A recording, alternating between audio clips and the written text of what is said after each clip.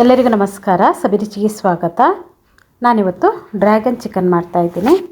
ಈ ಒಂದು ಚಿಕನನ್ನು ನಾವು ಸಂಜೆ ಸ್ನ್ಯಾಕ್ಸ್ ಆಗಿ ಕೂಡ ಮಕ್ಕಳಿಗೆ ಮಾಡಿಕೊಡ್ಬೋದು. ತುಂಬಾ ಟೇಸ್ಟಿಯಾಗಿರುತ್ತೆ, ಈಸಿ ಕೂಡ ಮಾಡೋದು. ಬನ್ನಿ ಈ ಒಂದು ರೆಸಿಪಿನ ಯಾವ ಥರ ಮಾಡೋದು ಅಂತ ನೋಡೋಣ.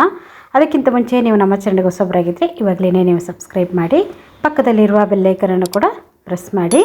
ಅದೇ ಹೇಗೆ ಮಾಡೋದು ಅಂತ ನೋಡೋಣ.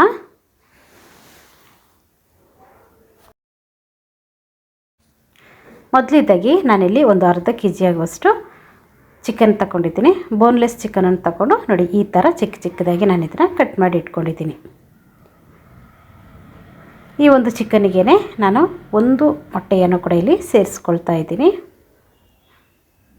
ಒಂದು ಮೊಟ್ಟೆಯನ್ನು ಹಾಕ್ಕೊಂಡಿದ್ದೀನಿ. ಇದ್ರ ಜೊತೆಗೇ ಒಂದು 3 ಟೇಬಲ್ ಸ್ಪೂನ್ ಆಗುವಷ್ಟು ಮೊಸರನ್ನು ಕೂಡ ಹಾಕ್ಕೊಂಡಿದ್ದೀನಿ. ಗಟ್ಟಿ ಮೊಸರನ್ನು ನಾನಿಲ್ಲಿ ಸೇರಿಸ್ಕೊಂಡಿದ್ದೀನಿ. ಮೊಸರು ಹಾಕೋದ್ರಿಂದ ನಮಗೆ ಇಲ್ಲಿ ಚಿಕನ್ ಬಂದು ತುಂಬಾ ಸಾಫ್ಟಾಗಿ ಸಿಗುತ್ತೆ. ಅದಕ್ಕೋಸ್ಕರ ರುಚಿಗೆ ತಕ್ಕಷ್ಟು ಉಪ್ಪನ್ನು ಕೂಡ ಸೇರಿಸ್ಕೊಂಡಿದ್ದೀನಿ. ಉಪ್ಪನ್ನು ಹಾಕ್ಕೊಂಡ್ಮೇಲೆ ಇದಕ್ಕೆ ನಾನು 1 ಸ್ಪೂನ್ ಆಗುವಷ್ಟು ಪೆಪ್ಪರ್ ಪೌಡರನ್ನು ಕೂಡ ಇಲ್ಲಿ ಸೇರಿಸ್ಕೊಳ್ತಾ ಇದ್ದೀನಿ. ಪೆಪ್ಪರು ಹಾಕೋದ್ರಿಂದನೂ ಅಷ್ಟೇ ಚಿಕನ್ನು ತುಂಬಾ ಚೆನ್ನಾಗಿರುತ್ತೆ, ಒಂದು ಟೇಸ್ಟ್ ಸಖತ್ತಾಗಿರುತ್ತೆ. ಅದಕ್ಕೋಸ್ಕರ ಇಲ್ಲಿ ಪೆಪ್ಪರನ್ನು ಕೂಡ ಸೇರಿಸ್ಕೊಂಡು ಒಮ್ಮೆ ಇದನ್ನು ಚೆನ್ನಾಗಿ ನಾವು ಮಿಕ್ಸ್ ಮಾಡ್ಕೊಳ್ಬೇಕು. ನೋಡಿ, ಈ ಥರ ಚೆನ್ನಾಗಿ ಇದನ್ನು ಮಿಕ್ಸ್ ಮಾಡಿ ಇಟ್ಕೊಂಡಿದ್ದೀನಿ.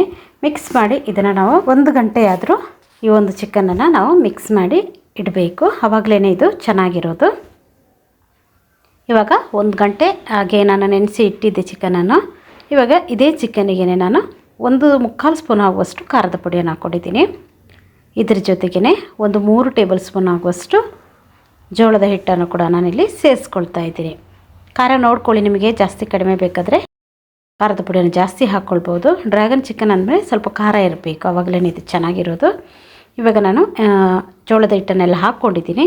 ಹಾಕ್ಕೊಂಡ್ಮೇಲೆ ಒಮ್ಮೆ ಇದನ್ನು ಚೆನ್ನಾಗಿ ಮಿಕ್ಸ್ ಮಾಡ್ಕೊಳ್ಬೇಕು. ನೋಡಿ, ಪೂರ್ತಿಯಾಗಿ ಇದನ್ನು ಚೆನ್ನಾಗಿ ನಾನು ಮಿಕ್ಸ್ ಮಾಡ್ಕೊಂಡಿದ್ದೀನಿ. ಈ ಥರ ಚೆನ್ನಾಗಿ ಪೂರ್ತಿಯಾಗಿದ್ದು ಕೋಟಿಂಗ್ ಆಗಿರಬೇಕು. ನೋಡಿ, ಚೆನ್ನಾಗಿದ್ದು ಕೋಟಿಂಗ್ ಆಗಿದೆ. ನೋಡಿ, ಇಷ್ಟಾದರೆ ಸಾಕು. ಇವಾಗ ನಾವು ಇದನ್ನೆಲ್ಲ ಚೆನ್ನಾಗಿ ಫ್ರೈ ಮಾಡಿ ತೆಕ್ಕೊಂಬಿಡೋಣ. ಎಣ್ಣೆಯನ್ನು ಕೂಡ ನಾನಿಲ್ಲಿ ಬಿಸಿಯಾಗಲಿಕ್ಕೆ ಇಟ್ಟಿದ್ದೇನೆ. ಬಿಸಿಯಾಗಿರುವಂಥ ಎಣ್ಣೆಗೆ ನಾವು ಮಿಕ್ಸ್ ಮಾಡಿ ಇಟ್ಕೊಂಡಿರುವಂಥ ಈ ಚಿಕನ್ ಪೀಸಸನ್ನು ಸ್ವಲ್ಪ ದೂರವಾಗಿ ನಾವು ಇದನ್ನು ಹಾಕ್ಕೊಳ್ಳೋಣ. ಹತ್ರ ಆಗಿ ಹಾಕ್ಬಿಟ್ರೆ ಇದು ಪೂರ್ತಿ ಮೆತ್ಕೊಂಡ್ಬಿಡುತ್ತೆ. ಅದಕ್ಕೋಸ್ಕರ ಈ ಥರ ಸ್ವಲ್ಪ ದೂರವಾಗಿ ಸ್ವಲ್ಪನೇ ಹಾಕಿ ನಾವು ಇದನ್ನು ಫ್ರೈ ಮಾಡಿ ತಕ್ಕೊಂಬಿಡೋಣ. ನೋಡಿ, ಇವಾಗ ನಾನು ಎಲ್ಲ ಒಂದೊಂದು ಚಿಕನ್ ಪೀಸನ್ನು ಹಾಕ್ಕೊಳ್ತಾ ಇದ್ದೀನಿ. ನಿಮಗೆ ಇದು ಪೀಸ್ ದೊಡ್ಡದಾಯಿತು ಅಂದರೆ ಇನ್ನೂ ನೀವು ಚಿಕ್ಕದಾಗಿ ಮಾಡ್ಕೊಳ್ಬೋದು, ಅದನ್ನು ಕೂಡ ಚೆನ್ನಾಗಿರುತ್ತೆ. ಇವಾಗ ನೋಡಿ, 2 ಸೈಡು ಇದನ್ನು ಚೆನ್ನಾಗಿ ಫ್ರೈ ಮಾಡಿ ತೆಕ್ಕೊಂಬಿಡೋಣ. ನಾವು ಮೊಸರೆಲ್ಲ ಹಾಕಿದ್ರಿಂದ ತುಂಬಾ ಸಾಫ್ಟಾಗಿರುತ್ತೆ ಈ ಒಂದು ಚಿಕನ್ ಪೀಸಸ್. ನೋಡಿ, 2 ಸೈಡ್ ಇದನ್ನು ಚೆನ್ನಾಗಿ ನಾನು ಸ್ವಲ್ಪ ಕಲರ್ ಬರುವವರೆಗೂ ನಾವು ಇದನ್ನು ಫ್ರೈ ಮಾಡಿ ತೆಕ್ಕೊಂಬಿಡೋಣ. ಇವಾಗ ಇದು ಚೆನ್ನಾಗಿ ಫ್ರೈ ಆಗಿದೆ. ನೋಡಿ, ಚಿಕನ್ ಕೂಡ ಇಲ್ಲಿ ಚೆನ್ನಾಗಿ ಬೆಂದಿದೆ.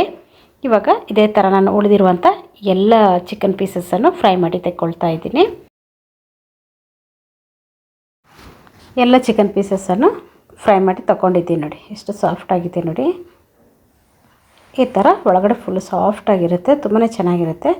ನಾವು ಮೊದಲೇ ಇದಕ್ಕೆ ಮಸಾಲೆ ಎಲ್ಲ ಹಾಕಿ ಇಟ್ಟಿದ್ದರಿಂದ ಚೆನ್ನಾಗಿ ಒಳಗಡೆ ಉಪ್ಪು ಖಾರ ಎಲ್ಲ ಹೋಗಿರುತ್ತೆ. ಇವಾಗ ಇನ್ನೊಂದು ಬಾಣಲಿಯನ್ನು ಇಟ್ಕೊಂಡಿದ್ದೀನಿ. ಅದಕ್ಕೆ 1 ಸ್ಪೂನ್ ಆಗುವಷ್ಟು ಎಣ್ಣೆಯನ್ನು ಹಾಕ್ಕೊಂಡಿದ್ದೀನಿ. ಎಣ್ಣೆ ಚೆನ್ನಾಗಿ ಬಿಸಿ ಆದಮೇಲೆ ಇದಕ್ಕೆ ನಾನು ಕ್ಯಾಪ್ಸಿಕಮನ್ನು ಒಂದು ಅರ್ಧ ಭಾಗದಷ್ಟು ಕ್ಯಾಪ್ಸಿಕಮನ್ನು ಚಿಕ್ಕದಾಗಿ ಪುಡಿಯಾಗಿ ಕಟ್ ಮಾಡಿಕೊಂಡು ಇದನ್ನು ಕೂಡ ಚೆನ್ನಾಗಿ ಫ್ರೈ ಮಾಡ್ಕೊಳ್ತಾ ಇದ್ದೀನಿ. ಇಲ್ಲಿ ನಾನು ಮೊದಲೇ ಕ್ಯಾಪ್ಸಿಕಮನ್ನು ಫ್ರೈ ಮಾಡ್ಕೊಳ್ತಾ ಇದ್ದೀನಿ. ಇದ್ರ ಜೊತೆಗೇ ಒಂದು 3 ಹಸಿಮೆಣ್ಸಿನ್ಕಾಯನ್ನು ಕೂಡ ಸೇರಿಸ್ಕೊಂಡಿದ್ದೀನಿ. ನಾನು ಮೊದಲೇ ಹೇಳಿದೆ, ನಿಮಗೆ ಖಾರ ಜಾಸ್ತಿ ಕಡಿಮೆ ಬೇಕಾದರೆ ನೀವು ಇಲ್ಲಿ ಸೇರಿಸ್ಕೋಬೋದು ಅಂತ. ಹಸಿಮೆಣ್ಸಿನ್ಕಾಯಿ ನಾನಿಲ್ಲಿ 3 ಸೇರಿಸ್ಕೊಂಡಿದ್ದೀನಿ.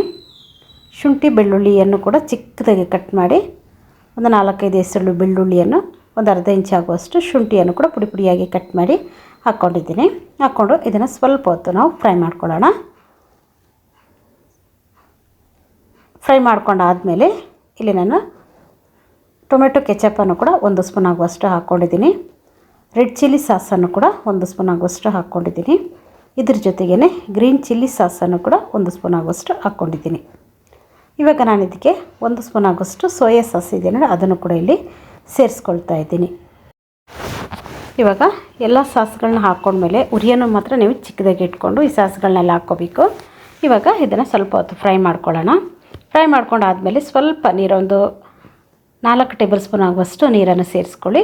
ಸೇರಿಸ್ಕೊಂಡಿದ್ದನ್ನು ಚೆನ್ನಾಗಿ ಫ್ರೈ ಮಾಡ್ಕೋಬೇಕು.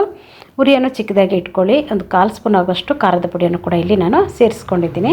2 ಸ್ಪೂನ್ ಆಗುವಷ್ಟು ಬಿಳಿ ಎಳ್ಳನ್ನು ಕೂಡ ನಾನಿಲ್ಲಿ ಸೇರಿಸ್ಕೊಳ್ತಾ ಇದ್ದೀನಿ. ಎಳ್ಳನ್ನು ಹಾಕ್ಕೊಂಡ್ಮೇಲೆ ಸ್ವಲ್ಪ ಹೊತ್ತು ಇದನ್ನು ಫ್ರೈ ಮಾಡ್ಕೊಳ್ಳೋಣ. ಫ್ರೈ ಮಾಡ್ಕೊಂಡಾದಮೇಲೆ